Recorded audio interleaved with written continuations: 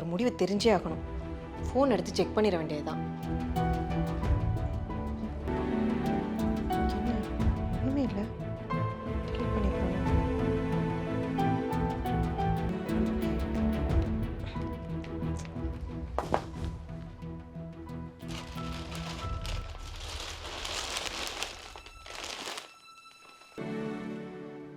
எதுக்கு 2 புடவை வாங்கியிருக்கான்?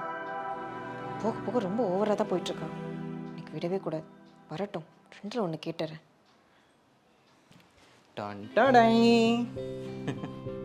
Happy wedding anniversary my dear பொண்டாட்டி. என்ன அமைதியா இருக்க? புடவை பிடிக்கலையா? வேறு ஏதாச்சும் எக்ஸ்ட்ரா வாங்கியிருக்கியா? எக்ஸ்ட்ராவா? நீ என்ன வேணும்னு சொல்லு, உனக்காக நான் வாங்கிட்டு வரேன். என்ன வேணா சொல்லு. உன் பேக்கில் இன்னொரு புடவை இருக்கிறத பார்த்தனே. ஆமாம் இருக்கு, அதுக்கு என்னப்போ? ஏய், என்னன்னு சொன்னா தானடி தெரியும். இங்கே பார், நீ பண்ணுறது எதுவுமே சரியில்லை.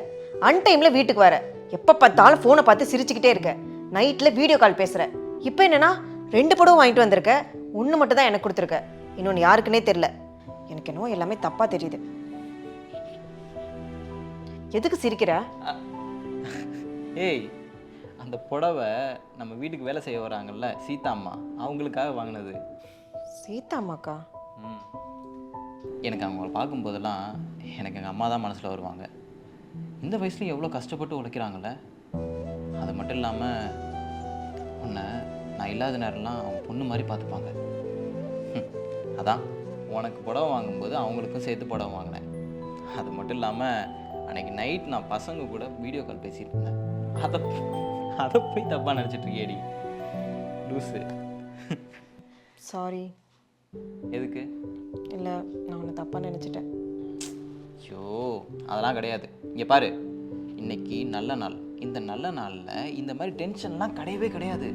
பிகாஸ் நம்மளாம் ஹாப்பியாக இருக்கணும். ஓகே, என்ன பண்ணுறேன்னா சீதாம்மா வந்தோடனே அந்த புடவை எடுத்து அவங்கக்கிட்ட கொடுத்து ஆசீர்வாதம் வாங்கிடு. சரியா? இல்லை இல்லை இல்லை, நம்ம 2 பேரும் சேர்ந்து ஆசீர்வாதம் வாங்குறோம். சரியா? சூப்பர்.